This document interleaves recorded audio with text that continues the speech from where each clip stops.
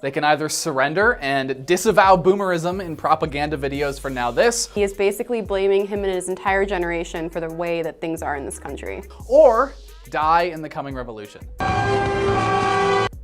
And we know what this man chose. You can basically see like the 20-something Antifa member that like NowThis employs basically standing behind the camera with a gun. I would never take on the sins of the entire millennial generation just because I'm a millennial. Like saying, read the script, boomer. Read the script. Actually, I am not a millennial, so. So, Chantal, name all 4 Beatles. Ooh. I'm not responsible for any of their trash.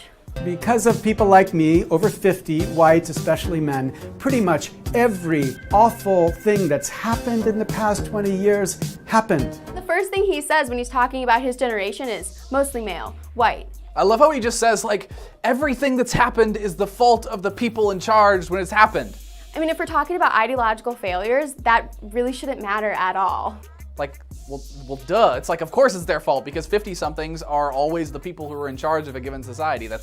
They're the ones who are old enough to be like, have risen to the powers. Despite us, Obama was elected. But in 2010, we kicked the Democrats out of the control of Congress. That meant Obama got nothing else substantial through Congress in his 6 remaining years in office. It just reads like a sad suicide note. Despite us, Obama was elected.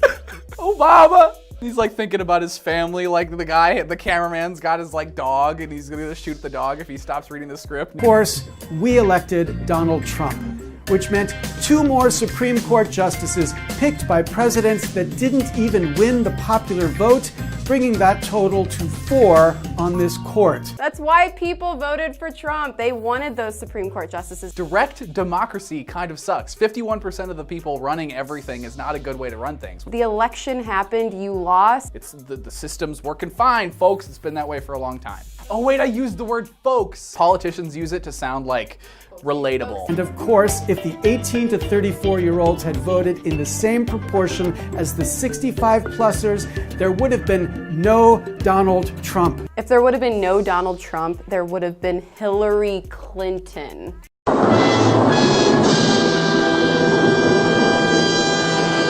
We would have had 2 Supreme Court picks that would have ensured that Roe stay on the books. I, for one, cannot live in an America where that's our future. No children ripped from their parents' arms at the border. Which was in place during Obama's administration. Okay, if we didn't have illegal immigration, if we would have fixed our borders like 30 years ago, maybe this wouldn't have happened. The pictures that they show in this video are from 2014. No doubt we suck.